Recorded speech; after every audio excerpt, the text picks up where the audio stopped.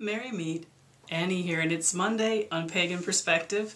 If I could begin by wishing blessings of the season to our viewers who are celebrating Lunasa or Lammas, and to our southern friends, Imbolc. Seasonal greetings to all of you.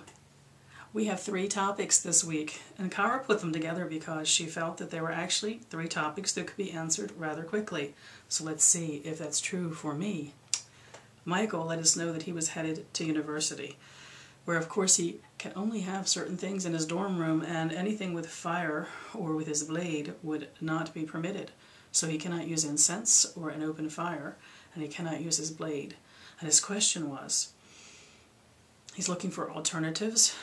And I think in a way, Michael, you got there on your own when you asked the question, indeed, do you have to have any of that? The simplest answer is to say, you don't have to have any of that. But you know, one of the things about heading off to university is being able to continue your practice. If you like certain things and you're working with the elements, you don't have to have anything to do that. You have everything you need. You have it right here in your body and your relationship to the gods. But if you enjoy ritual, if you enjoy continuing some sense of what you may have done when you were not at university, it can be a bit of a challenge. So I do have a couple of things to suggest to you. Really what you're looking for is 4 symbols of the elements and a symbol of the combination of all of them, which may be your relationship to the gods, or a symbol of you at the center of that. You can just assemble 4 things which mean that to you, and perhaps enjoy the experience of coming up with these alternatives. Just symbols of the 4 elements, and then a symbol of either the combination of all of them and you, or a representation of spirit or yourself in the midst of those elements. Fire can be replaced with things that feel like fire, the color of fire, certain stones that have the color. Even pictures. Some people I know who are practicing in dormitory rooms have pictures of the 4 seasons that they use for their elemental alignments. Fire is probably the trickiest of all of them to come up with a substitute for, and usually it is color then that triggers it. It is color that triggers it. I have a friend who keeps a stone on the ledge in his dormitory room that gets sun, because he can then pick it up warm from the sun, put it on his altar, and whether it stays warm or not, it quickly cools. He knows that it held sunlight and fire at some point. Symbols of the sun work. Any symbol of the sun work as a symbol for fire. Incense. You can't burn incense, but you can use scented oil. If aroma is important to you in your practice, scented oil is a symbol of air, because smell is the sense of the element of air. So you can replace your incense with oil. Your blade can be replaced by either a decorative wand or a wand that you picked up in nature that you were using. It's another thing which is good to do when you are going into university, leaving home, is bring something from home with you.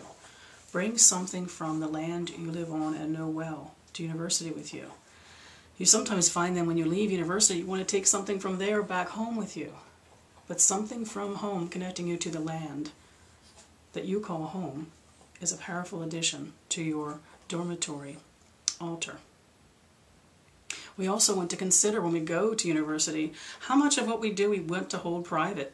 And that also then limits us in a way, but permits us to be creative in a way about what we do in the way of altar space in a dormitory situation.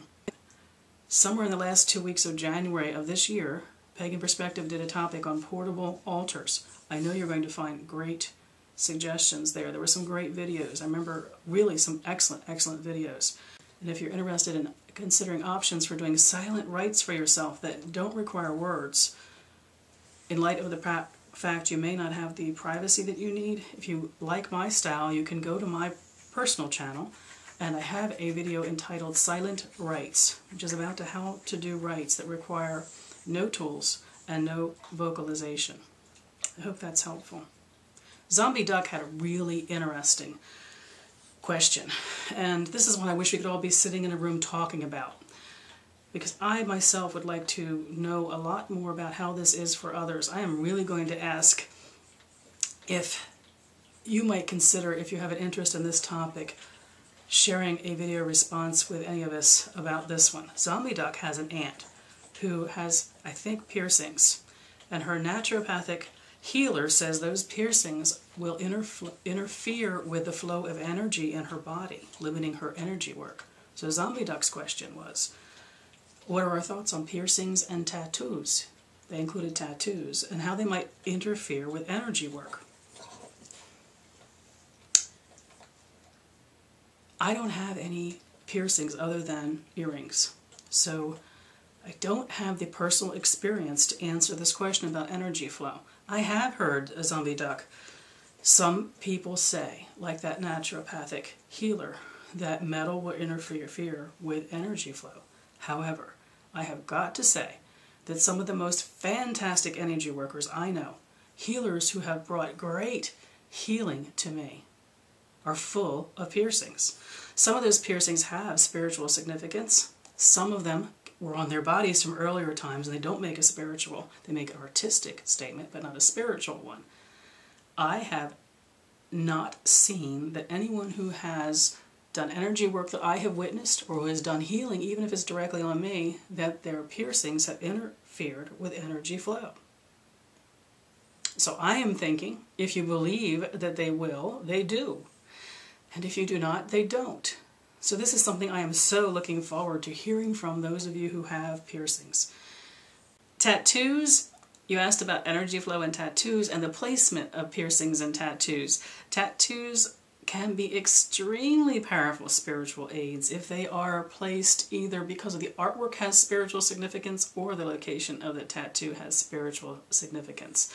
That I can attest to. I have also known a couple of instances where someone has an unfortunate relationship with a tattoo on their body and it has impacted their ability to do their practice. But it's been more around what's in their head. When they got to a place that they accepted the tattoo as part of their past, all of a sudden it didn't impact their work anymore. I love this topic.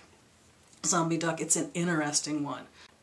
The last question we had is from Gourmet Shond, who is asking about animals in circle. They have a couple of cats who like to wander through circle, and that person has some concerns about whether that's appropriate. I've never been any place that animals were forbidden from entry into circle. There is, in my circles, always an understanding, and it's the reason why we honor our spirit guides and we work with our familiars and have a very special relationship with the animals in our lives, that as humans we need to set aside time and place for our rights. We need to create that time out of time and that place out of time to do our energy work. But the beasts in our life don't need that.